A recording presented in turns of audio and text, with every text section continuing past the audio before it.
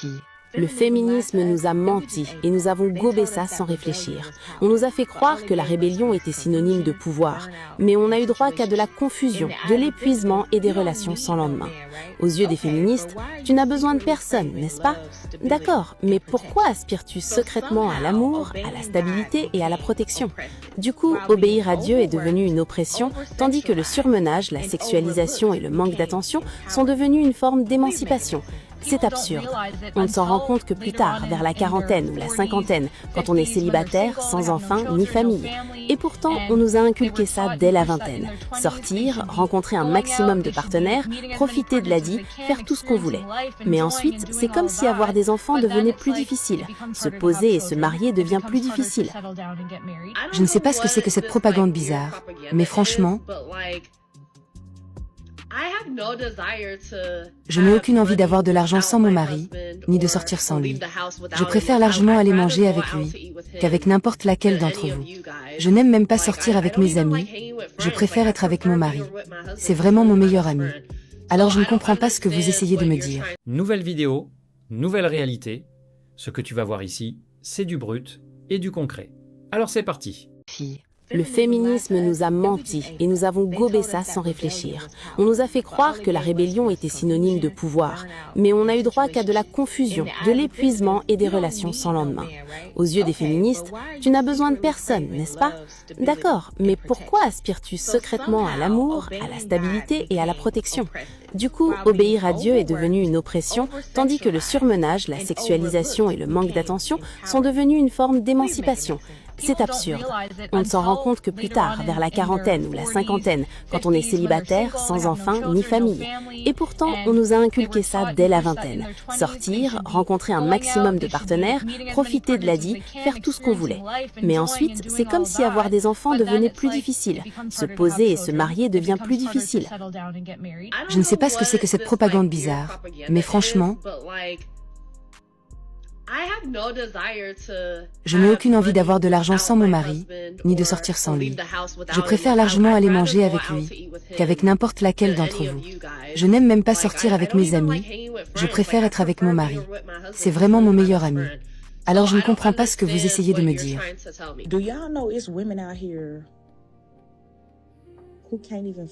Vous savez qu'il y a des femmes qui littéralement prient à genoux devant l'autel tous les jours pour avoir un enfant. Et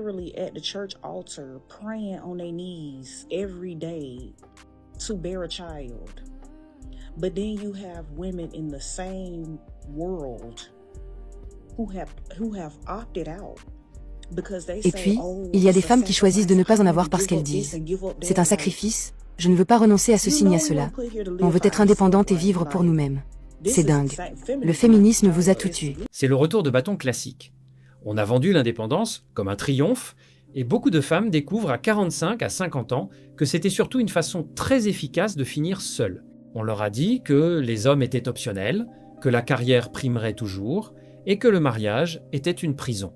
Résultat, elles se retrouvent avec de l'argent, des voyages, et personne avec qui les partager. Conseil pour les hommes, prenez au sérieux les femmes qui disent ouvertement regretter le discours féministe. Celles qui ont compris que l'indépendance totale a un coût réel sont souvent plus stables et plus lucides que celles qui continuent à le défendre par principe. Le féminisme a menti aux femmes. On leur a dit « Sois indépendante, fais ta carrière, t'as besoin de personne, le prince charmant il n'existe pas. » Et maintenant, on a une génération de femmes. Oui, elles ont des appartements, des voitures, des bons postes, mais quand elles rentrent chez elles, l'appartement est vide. Moi, en tant qu'une femme délaisse, ça me brise le cœur. Chez nous, on nous a appris que tu peux être une femme forte, mais tu as aussi le droit d'avoir un homme qui prend soin de toi. L'indépendance, c'est beau, mais la solitude, c'est pas de l'indépendance. C'est juste de la solitude. On peut être forte et douce. On peut avoir de l'ambition et rêver d'une famille. Arrêtez de dire aux femmes qu'elles doivent choisir. C'est le constat amer d'une libération qui ressemble davantage à une désolation. On a vendu aux femmes l'idée que s'accomplir, c'était accumuler des titres et des mètres carrés. Vouloir être protégé et choyé n'est pas une trahison au progrès, c'est juste la réalité humaine qui reprend ses droits sur les slogans de bureau. Conseil pour les hommes, ne fuyez pas les femmes ambitieuses, mais cherchez celles qui savent encore valoriser la douceur. Une femme qui comprend que son succès professionnel ne remplace pas la complicité d'un foyer est une perle rare. Elle ne cherchera pas à vous faire la guerre pour prouver qu'elle n'a pas besoin de vous, mais elle saura apprécier votre rôle de partenaire et de protecteur à sa juste valeur. Vous ne pouvez pas, dans le fond, détester les hommes et en même temps rêver du prince charmant. Je ne sais pas si vous avez vu cette vidéo, mais c'est intéressant car ça résume bien ce que le féminisme fait aux relations hommes-femmes. Elle parle du fait que tu as des femmes qui veulent des hommes dans leur vie, mais en même temps n'arrêtent pas d'entendre mal parler d'eux, donc conséquence. Le féminisme me maintenait dans un combat contre les hommes. Donc, conséquence, ça a aussi d'être assez méprisant pour les hommes. Et c'est ça la contradiction avec ce mouvement, car beaucoup essaient de le nier, mais rien n'a changé depuis des centaines d'années. En lisant des conseils de mariage d'une suffragette, c'est ce que l'on retrouve. Ne vous mariez pas, mais cherchez un homme fort qui soit dompté. En disant encore de ne rien attendre d'eux, qu'ils sont tous des fainéants, menteurs, des brutes, etc. Et qu'il faut les dresser. La dissonance cognitive en permanence. Et comment cela peut fonctionner? De leur conseiller de croire que les hommes peuvent changer et en même temps leur dire avec leurs idées préconçues qu'elles n'ont pas besoin d'hommes dans leur vie, alors que finalement, elles en veulent. On veut un homme fort à dompter, mais on lui a déjà appris à se méfier de nous. Résultat, on finit seul avec ses principes et sa dissonance cognitive. Conseil pour les hommes. Fuyez les femmes qui ont intégré ce double discours. Celles qui ont été formatées à voir les hommes comme des ennemis, tout en attendant qu'un homme vienne les sauver, sont rarement capables d'une relation saine. Elles veulent les bénéfices du masculin sans en supporter la présence. Donc on a cette dame de 63 ans qui dit que le féminisme a détruit sa vie, qu'elle appartient à une époque où le féminisme était dépeint comme un mouvement qui consistait pour la femme à tout ce qui est vie familiale ou vie maritale. Et donc aujourd'hui, elle a 63 ans, elle n'a jamais été mariée, elle n'a pas eu d'enfant non plus et elle se retrouve à commander au restaurant toute seule et que voilà, c'est une vie qui après coup qu'elle trouve triste et ne laissait même pas une occasion à un homme d'entrer dans sa vie. Donc de montrer qu'il n'est pas forcément mauvais ou animé de mauvaises intentions. Voilà, parce que elle, sa vision du féminisme était que l'homme et la femme ne sont pas complémentaires. Sa vision, c'est que si tu te mets en couple avec un homme ou si tu te maries avec un homme, le dernier va chercher un moment ou à un autre à vouloir t'asservir. Voilà. Le but est aussi de sensibiliser la nouvelle génération sur certaines dérives qu'il peut avoir. Ma vision du féminisme, c'est quoi? C'est le fait d'avoir, se dire, on a les mêmes droits que les hommes. Ça veut dire que je peux être, si je le souhaite, être ingénieur, je peux être professeur, enfin bref, diriger notre vie comme on l'entend, comme on le veut, sans qu'on ait besoin de la permission d'un homme pour tout faire. Pour moi, c'est ça la vision du féminisme. Mais ma vision personnellement du féminisme, c'est pas de se dire que on est dans un mouvement où on se dit ah non mais les hommes nanana. Si je tiens, même si je tiens ce discours envers vous, je serais très hypocrite, voilà. Ou ça peut être, je vais caricaturer, mais par exemple, vous vous levez et vous êtes avec votre mari, vous vous dites aujourd'hui enfin chérie, je voudrais être astronaute. Je vous dis qu'il y a des hommes qui vont dire « Ah, tu veux être astronaute? Ok, bah ça veut dire que tu dois reprendre des études. Si tu dois reprendre des études, il faudrait qu'on regarde notre compte d'épargne, voir combien est-ce qu'on a dessus, voir jusqu'à où cela peut nous amener, voir faire tes études et te réaliser professionnellement. Ce genre d'hommes existe. Puis aussi des hommes qui vous poussent vers l'avant, qui sont pas dans ce machin de concurrence. Non, faut pas qu'elle fasse ça, sinon après elle aura plus que moi. Et moi je suis censé être le chef de famille, je suis censé être celui qui rapporte plus de sous. Non, il y a des hommes qui sont vraiment, enfin, du moment où ils se disent que ce machin-là, si tu fais ce truc, ça te rend heureux, qu'importe si derrière ça te rapporte plus de sous, qu'importe si machin, truc et tout, elle est dit que tout compte fait, elle aurait voulu ne pas être toute seule tout au long de sa vie, ne pas être uniquement focus sur sa vie professionnelle. Parce que la vie professionnelle, dites-vous qu'à un moment donné, vous allez partir à la retraite et que votre seul lien social dans la vie aura été le travail. Ça veut dire qu'en dehors du monde professionnel, vous n'avez pas d'autres relations de votre journée. Vous n'avez personne avec qui parler, personne à qui rendre visite et tout. Vous ne dites pas que moi, personnellement, ça, c'est un schéma de vie qui me ferait peur. Après, il y en a si, voilà, eux, c'est bon, pas de souci. Mais moi, personnellement, pour pas être hypocrite envers vous, moi, c'est un schéma de vie qui m'effraierait, en fait. Mais après, voilà. Chacun voit midi à sa porte, hein, donc voilà. C'est l'aboutissement logique d'une idéologie qui a convaincu des femmes que tout homme était un futur tyran. Elle a passé sa vie à se protéger d'un esclavage imaginaire, pour finir seule en se demandant où sont passés les hommes. Le féminisme extrême n'a pas libéré, il a simplement remplacé la peur du mariage par la peur de la solitude. Conseil pour les hommes, ne perdez pas votre temps avec les femmes qui ont été formatées à voir en vous un oppresseur potentiel. Celles qui ont refusé toute relation par principe finissent souvent par regretter leur choix, mais rarement à temps pour changer leur vision des hommes. Mieux vaut investir auprès de celles qui n'ont pas besoin de vous détester pour se sentir libres. En fait, à vous entendre, on dirait que les hommes qui ont l'argent, là, c'est tellement facile à trouver. Genre, aux 4 coins de rue, tu peux trouver un homme riche. Donc, j'espère vraiment que vous allez toutes trouver des hommes riches à marier. Celui qui va partager son argent avec toi pendant que toi, tu gardes ton argent.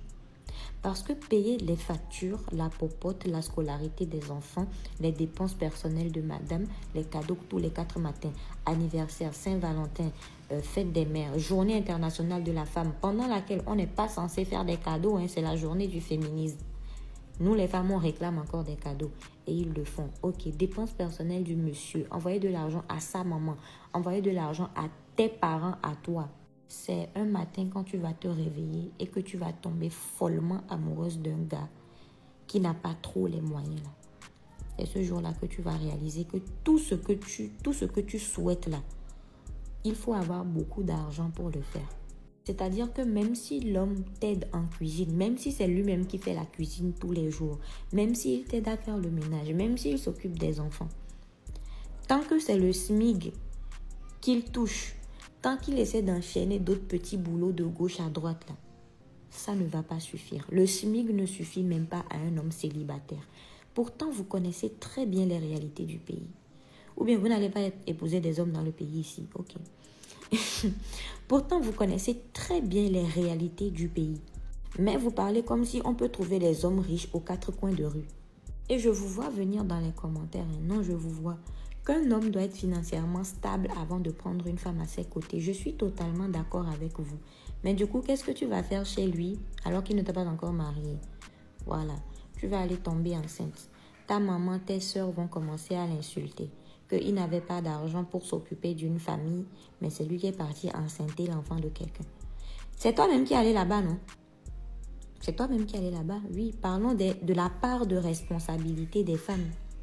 La part de responsabilité des femmes, parlons-en. Je pense que vous n'êtes pas prête à l'admettre, à admettre que vous avez une certaine part de responsabilité et que quelque part vous êtes coupable aussi.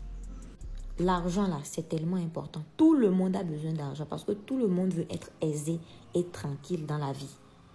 Donc, si tu veux trouver un homme riche, trouve. Si tu arrives à trouver même, je suis très contente pour toi. Mais tant que vous n'avez pas encore trouvé un homme riche, arrêtez de critiquer celle qui accepte de partager les factures avec son mari. Arrêtez de critiquer ça. Chaque couple avec ses méthodes, chaque couple avec ses réalités. Les gens ne peuvent pas venir vous raconter comment eux, ils gèrent leur argent dans leur foyer, comment ça se passe dans leur foyer. Ils ne peuvent pas. On ne pourra jamais. Donc, il y a des questions là. Il ne faut jamais les généraliser. Qui fait la cuisine, qui fait la vaisselle. Ok.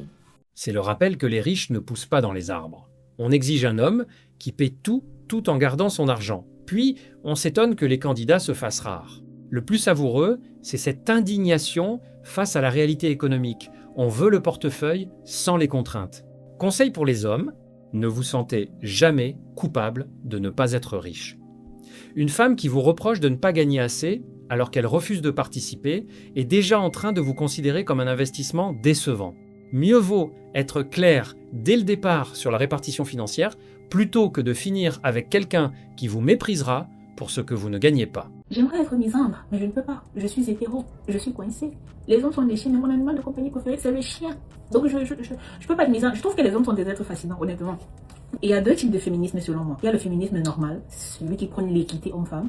Il y a le féminisme extrémiste, celui qui prône l'égalité homme-femme. Moi, je pense que je suis dans le féminisme normal, celui qui prône l'équité. Et je pense, j'étais pas là, que quand les femmes au XVIIIe siècle ont commencé à se battre pour le droit des femmes, c'était pour l'équité. Je suis juste quelqu'un de logique et doté de bon sens. Les femmes voulaient quoi?